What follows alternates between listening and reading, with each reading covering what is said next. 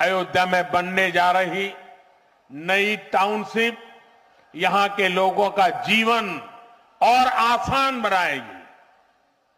विकास के इन कार्यों से अयोध्या में रोजगार और स्वरोजगार के नए अवसर भी बनेंगे।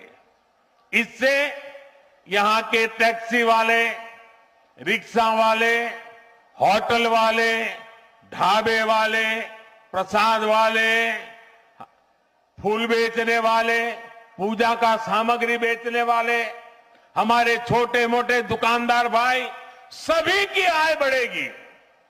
मेरे परिवारजनों, आज यहां आधुनिक रेलवे के निर्माण की तरफ एक और बड़ा कदम देश ने उठाया है। वंदे भारत और नमो भारत के बाद आज एक और आधुनिक ट्रेन देश को मिली है। इस नई ट्रेन सीरीज का नाम अमृत भारत ट्रेन रखा गया है। वंदे भारत, नमो भारत और अमृत भारत ट्रेनों की ये त्रिशक्ति भारतीय रेलवे का कायाकल्प करने जा रही है। इससे बड़ी खुशी की बात क्या हो सकती है कि पहली अमृत भारत ट्रेन अयोध्या से गुजर रही है। Delhi Darbhanga Amrit Bharat express train Delhi, UP, Bihar के लोगों की यात्रा को आधुनिक बनाएगी।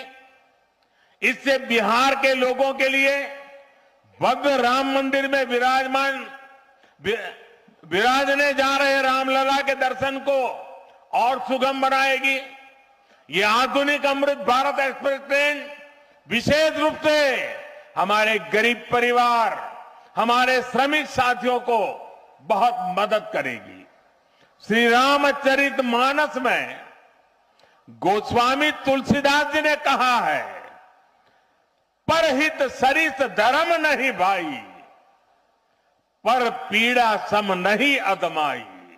अर्थात दूसरों की सेवा करने से बड़ा और कोई धर्म, कोई और कर्तव्य नहीं है। आधुनिक अमृत भारत ट्रेनें गरीब की सेवा इसी भावना से ही शुरू की गई है।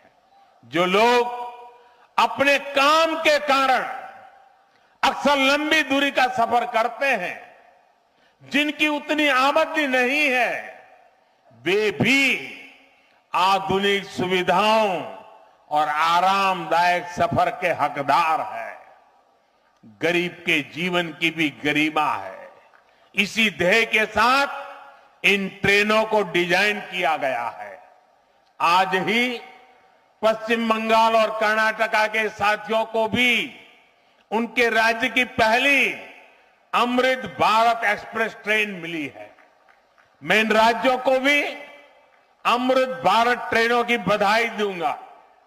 मेरे परिवारजनों, विकास और विरासत को जोड़ने में वंदे भारत एक्सप्रेस बहुत बड़ी भूमिका निभा रही है। देश की पहली वंदे भारत एक्सप्रेस ट्रेन काशी के लिए चली थी। आज देश के 34 रूट पर वंदे भारत एक्सप्रेस ट्रेनें चल रही है। काशी, वैष्णो देवी के लिए कटरा, उज्जैन, पुष्कर, तिरुपति, शिरडी, अमृतसर, मदुरई, आस्था के ऐसे हर बड़े केंद्रों को वंदे भारत जोड़ रही है। इसी कड़ी में आज अयोध्या को भी वंदे भारत ट्रेन का उपहार मिला है। आज अयोध्या धाम जंक्शन, आनंद विहार वंदे भारत शुरू की गई है। इसके अलावा आज कटरा से दिल्ली, अमृतसर से दिल्ली, कोयम्बटूर बेंगलुरु, मंगलुरु मडगांव, जालना मुंबई, इन शहरों के बीच भी वंदे भारत की नई सेवाएं शुरू हुई है। वंदे भारत में गति भी है, वंदे भारत में आधुनिकता भी है और वंदे भारत में आत्मनिर्भर भारत का गर्व भी है। बहुत ही कम समय में वंदे भारत से 1.5 करोड़ से अधिक यात्री सफर कर चुके हैं। विशेष तौर पर युवा पीढ़ी को ये ट्रेन बहुत पसंद आ रही है। साथियों, हमारे देश में प्राचीन काल से ही तीर्थ यात्राओं का अपना महत्व रहा है, अपना गौरवशाली इतिहास रहा है।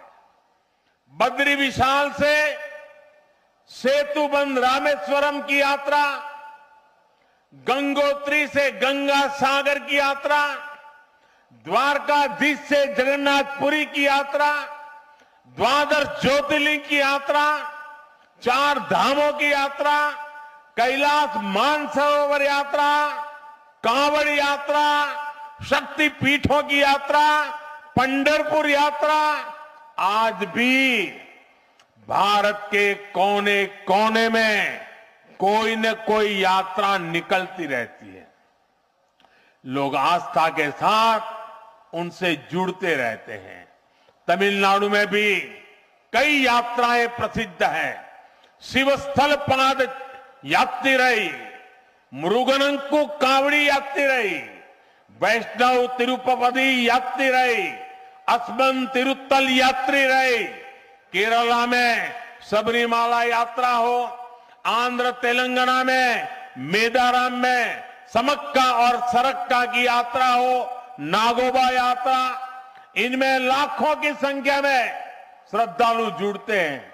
यहां बहुत कम लोगों को पता होगा कि केरला में भगवान राम और उनके भाइयों भरत, लक्ष्मण और शत्रुघ्न के धाम की भी यात्रा होती है।